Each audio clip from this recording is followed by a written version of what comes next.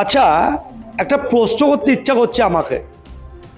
আচ্ছা, বারবার কেন অশান্ত হয় শিক্ষাঙ্গন, বিশেষ করে যাদবপুর? কি আছে যাদবপুর ক্যাম্পাসে?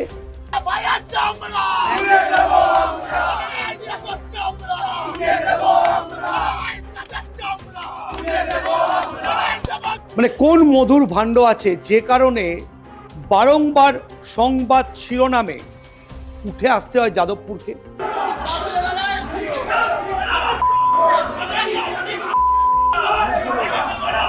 মানে যাদবপুরে যারা আসেন তারা কি পড়াশোনা করতে আসেন, শিক্ষা গ্রহণ করতে আসেন, ৩-৪ বছর স্নাতক বা স্নাতকোত্তর পড়ার পর একজন ভালো কৃতী ছাত্র বা ছাত্রী হিসাবে সেখান থেকে উত্তীর্ণ হতে আসেন, নাকি তাদের মাথায় অন্য কিছু চলে?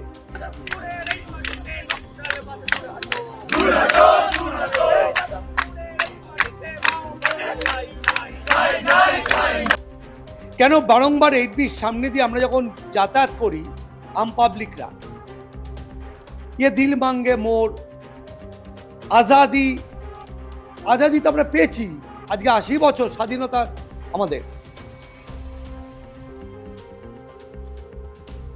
কিন্তু এই সমস্ত স্লোগান যখন কানে আসে তখন একটু না ঘাড় ঘুরিয়ে দেখতে ইচ্ছা হয় কারা সেই স্লোগান দিচ্ছে আর কেনই বা দিচ্ছে, জানতে ইচ্ছা হয় না আপনাদের? আজকে দাদা দিদির রাজনীতিতে আমাদের টপিক আমরা কাটাছেড়া করব যাদবপুরকে নিয়ে।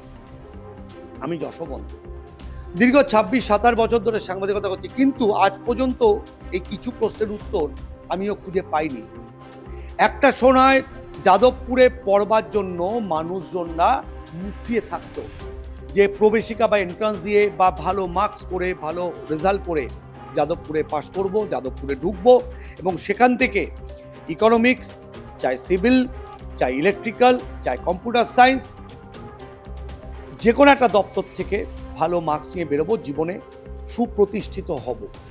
আর এখন সারাক্ষণই সংবাদ শিরোনামে যাদবপুর।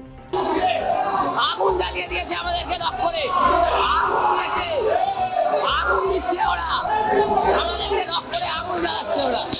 সে বাবুল সুপ্রিয় হোক, সে প্রাক্তন রাজ্যপাল হোক, বা বর্তমান পরিবর্তনের বাংলায় যে কোনো ইস্যু নিয়ে একটা গন্ডগোল হোক, কেন বারবার যাদবপুর হয়ে ওঠে সংবাদ শিরোনামের ক্ষেত্র? আর এই নিয়েই আমাদের আজকে দাদা দিদি আমার সাথে থাকছে, আমার সহকর্মী, দীর্ঘদিনের সাংবাদিক, প্রায় ২ দশক হতে চললো। সুচারু, একটা কথা বলো,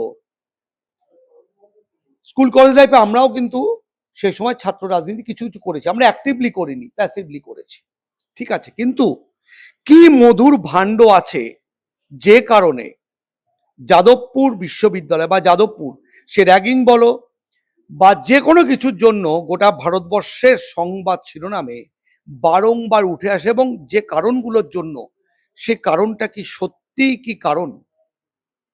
না, প্রথমে বলি, এই মুহূর্তে যাদবপুর রণক্ষেত্র এবং তার কারণ যেটা উঠে আসছে সেটা হচ্ছে রাজনৈতিক কর্তৃত্ব কার হাতে থাকবে। যাদবপুরের ছাত্র সংগঠনের কর্তৃত্ব হাতে থাকা মানে একটা বিরাট ব্যাপার। দেখো, মানে বিশ্ববিদ্যালয়ের র্যাঙ্কিংয়ে যাদবপুর অনেক সামনের সারিতে। তাবড়ো তাবড়ো ছেলেমেয়েরা যাদবপুর থেকে বেরিয়েছে, বিভিন্ন সেক্টরে তারা মানে উচ্চ পদে কর্মরত, ফলে যাদবপুর বিশ্ববিদ্যালয়ের নাম অনেক উচ্চ, এ বিষয়ে কোনো সন্দেহ নেই।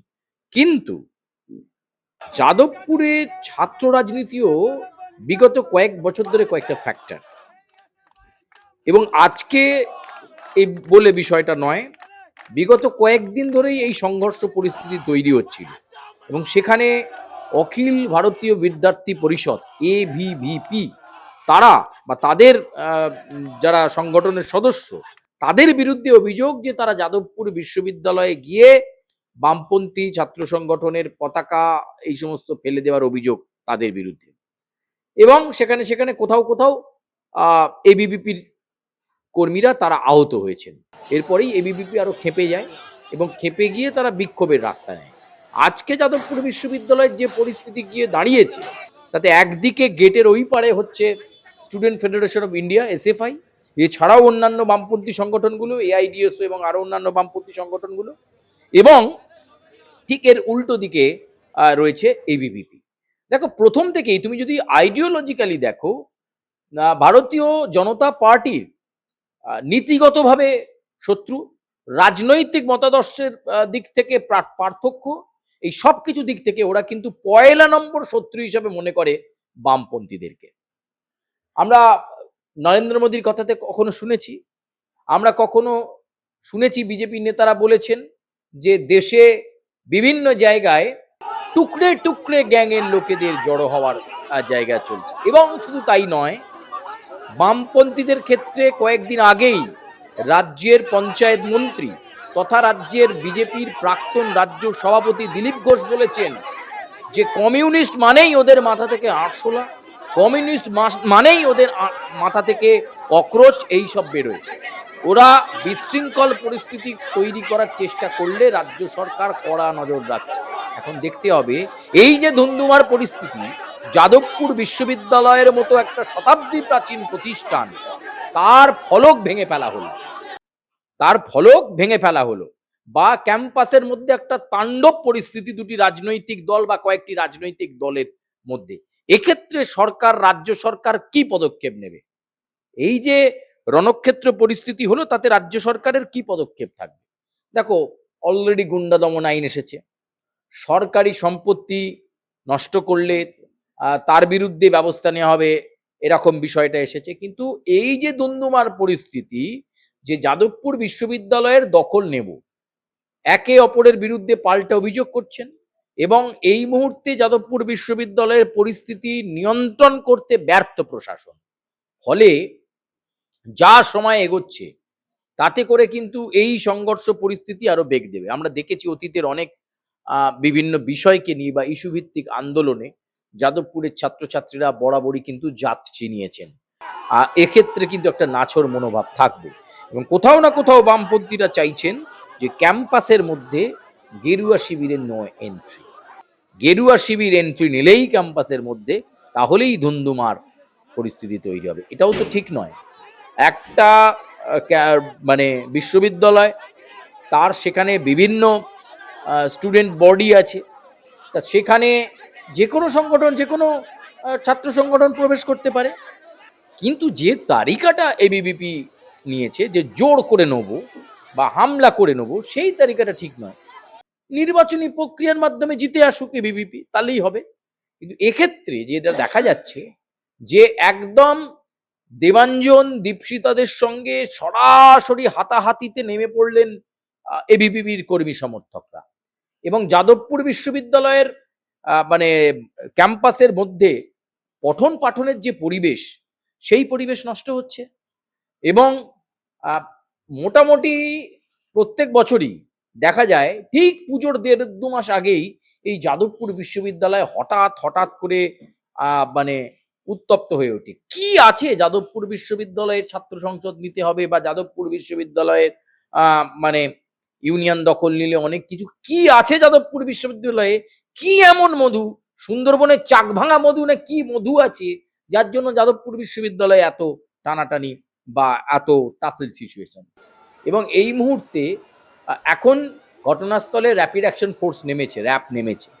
দেখো, একটা শিক্ষা প্রতিষ্ঠানে ছাত্রছাত্রীদেরকে লাঠিচার্জ করে চুপ করাতে হবে, এটাও কোনো নীতি হতে পারে না। কিন্তু যা পরিস্থিতি দাঁড়াচ্ছে, তাতে ক্যাম্পাসের ফলক ভেঙেছে, এছাড়াও আরো অন্যান্য কিছু জিনিস ভাঙতে পারে। এ অভিযোগ করছে, বামপন্থীরা অভিযোগ করছে এবিভিপি ভেঙেছে, এবিভিপি বলছে বামপন্থীরা ভেঙেছে। এখন কে সত্য কে মিথ্যে নিশ্চয়ই যাদবপুর বিশ্ববিদ্যালয়ের সিসিটিভিকে নিরূপণ করলে পরিষ্কার হওয়া যাবে। কিন্তু এই যাদবপুর বিশ্ববিদ্যালয়ের ওপর এবার কিন্তু সরকারের একটা নজর দেওয়া উচিত। শুধু আমি ঠিক এখানে তোমার একটু থামাচ্ছি বাধ্য হয়ে। এই যে তুমি সিসিটিভি কথাটি বললে, ক্লোজ সার্কিট যে টিভি, যেখান থেকে প্রচুর রহস্যর, প্রচুর কিছুর উন্মোচন বা খোলাসা হয়ে যায় বিভিন্ন কিন্তু যাদবপুরে সিসিটিভি বসানো নিয়েও কিন্তু একাধিক গড়িমসি এবং একাধিক, আমি নাম নিতে চাইছি না, বুঝতেই পারছো কোন দিকে ইঙ্গিত করছি, যারা समझदार के लिए इशारा काफी होता है, एक कहावत है। तो এই বিষয়টা দ্বিতীয়ত, এই যে এসএফআই, ডিএসও, এআইডিএসও, এই সমস্ত নিয়ন্ত্রণ যে যাদের মাথা ধরে, তারা এখন সোশ্যাল মিডিয়ায় পোস্ট করছেন হেল্প পাস। তো আমার তোমার মাধ্যম দিয়ে এটাই আমি জানতে চাইছি, বা আমার এই আর প্লাসের যত মানুষজন দেখেন আমাদের দাদি রাজনীতি, যে যাদেরকে গদি মিডিয়া, যাদের দিকে আক্রমণ, তাদেরকেই আবার সাহায্য করো, এগিয়ে এসো, অন্যায় অনিয়ম হচ্ছে দেখাও, মানে এই বিষয়টা ঠিক মেলাতেও যাই কি? তুমি কি মেলাতে পারো কখনো সুচারু? না দেখো, যাদবপুর বিশ্ববিদ্যালয়ে যখন এই একটা ঘটনা ঘটছে, আমাদের সাংবাদিকতার পরিষেবা মানে পরিভাষায়, সাংবাদিকতার পরিভাষায় আমরা এটাকে ধরি ইনসিডেন্ট ঘটছে। সেখানে সমস্ত সংবাদ মাধ্যম বিষয়টাকে তুলে ধরছে। দুটো দলের মধ্যে বা 4টে দলের মধ্যে সংঘর্ষ পরিস্থিতি, যাদবপুর বিশ্ববিদ্যালয়ে কি পরিস্থিতি আমরা তুলে ধরছি। এইটাই সমস্যা। সবাই যদি এখন সাংবাদিক হওয়ার চেষ্টা করেন, সেটা খুব গুরুত্বপূর্ণ বিষয়। দেখো, ম্যাটার অফ ফ্যাক্টটা তুলে আনা, খবরটা তুলে আনা, এটাই আমাদের আসল উদ্দেশ্য।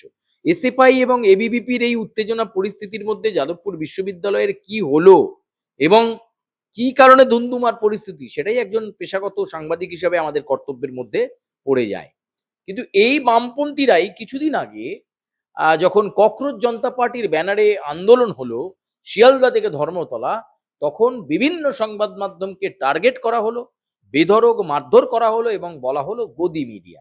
তাহলে আজকে আমরা যখন ম্যাটার অফ ফ্যাক্ট তুলে ধরছি, আমি জানি না বামপন্থীরা গদি মিডিয়া কেন বলছেন না। মানে বিষয়টা হচ্ছে এরকমই, যে আমি তোমার হয়ে কথা বললে আমি তোমার লোক, আমি যখনই আমার নিরপেক্ষতার ওপর জোর দেবো তখনই কিন্তু আমি গদি হয়ে যাব। এইটাই সমস্যা।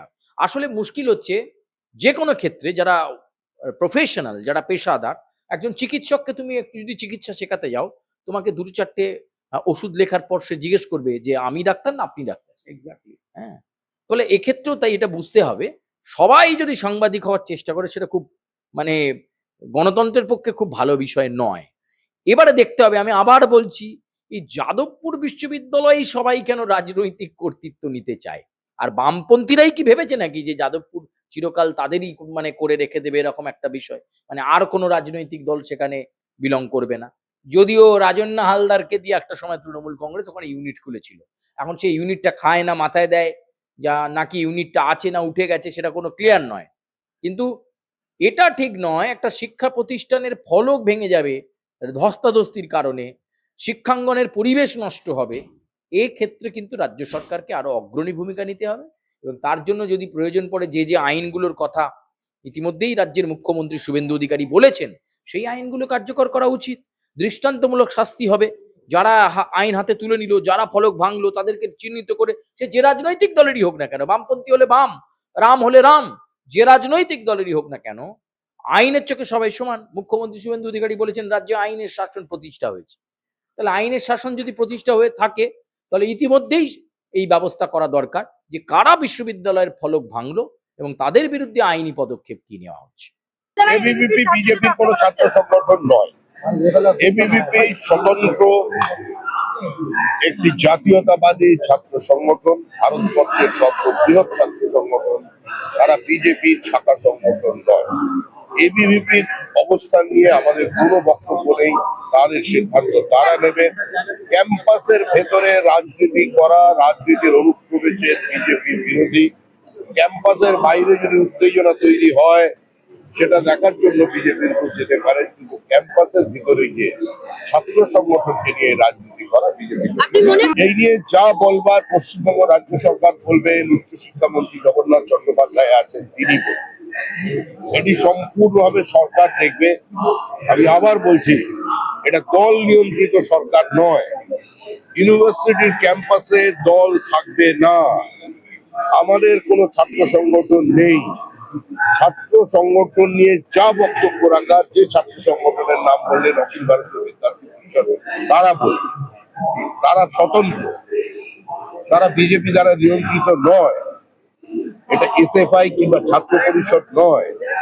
বিদ্যার্থী পরিষদের অবস্থান সম্পূর্ণ ভিন্ন। সুতরাং বাইরে যদি কোনো আইন শৃঙ্খলার অবনতি হয়, সেটা আমাদের শিক্ষামন্ত্রী, আমাদের মুখ্যমন্ত্রী যিনি পুলিশ মন্ত্রী আছেন তিনি দেখবেন। সুচারু যেটা বলছে তাতে কিন্তু এই যে ফলক কে ভেঙেছে বা কারা ভেঙেছে এটা কিন্তু আরো স্পষ্ট হয়ে উঠতে পারে সিসিটিভি ফুটেজ থাকলে। এখন এই সিসিটিভি বসানোতেও কিন্তু যাদবপুরের একাধিক যারা ওখানকার ছাত্র ফেডারেশন, এর আগে প্রচুর কাণ্ড ঘটেছে, র্যাগিং থেকে ছাত্রীর মৃত্যু, পুকুরে, এরপরে তো নেশার বস্তু ছেড়ে দিন, আমি আর বলছি না, আপনারা সবটাই জানেন, আমাদের থেকে অনেক বেশিই জানেন আপনারা, যারা দর্শক, যারা দেখেন আমাদের নিয়মিত, যারা খোঁজ খবর রাখেন মিডিয়ায় কি হচ্ছে না হচ্ছে।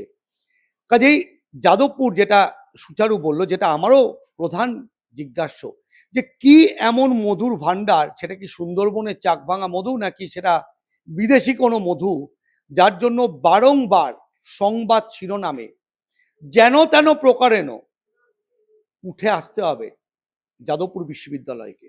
এবং এই ঘটনার প্রভাব পড়ে কিন্তু পরিবহনে, এই ঘটনার প্রভাব পড়ে জনমানসে, এই যে টোটাল উঠে, এখন সবাই তো রক্ত মাংসের, আমার মতো আপনার মতো মধ্যবিত্ত পরিবার থেকেই তারা পাস টাস করে তারা যায়, গিয়ে যদি দেখে শিক্ষাঙ্গনে এরকম নৈরাজ্য, সারাক্ষণ শিক্ষাঙ্গনে স্লোগান, কখনো কখনো দেশ বিরোধী অভিযোগ, দেশ বিরোধী স্লোগান, বিভিন্ন সময় বিভিন্ন অন্তর্বাসে রক্ত দিয়ে লেখা, লাল দিয়ে লেখা, এগুলো কি খুব একটা সুখকর মনে হয় না আমার। আজ এ পর্যন্তই। দাদা দিদি রাজনীতিতে আমি যশবন্ত আবার অন্য কোনো এপিসোড, অন্য কোনো ইস্যু নিয়ে ফিরব। আপনারা যারা আমাদের দেখছেন, দেখবেন, কমেন্ট পাস করবেন, কি নিয়ে দেখতে চান বা কি নিয়ে পর্যালোচনা চান, দাদা দিদি রাজনীতিতে কোন টপিক নিয়ে, আমরা চেষ্টা করব সেটা তুলে আনতে। ভালো থাকবেন, নমস্কার।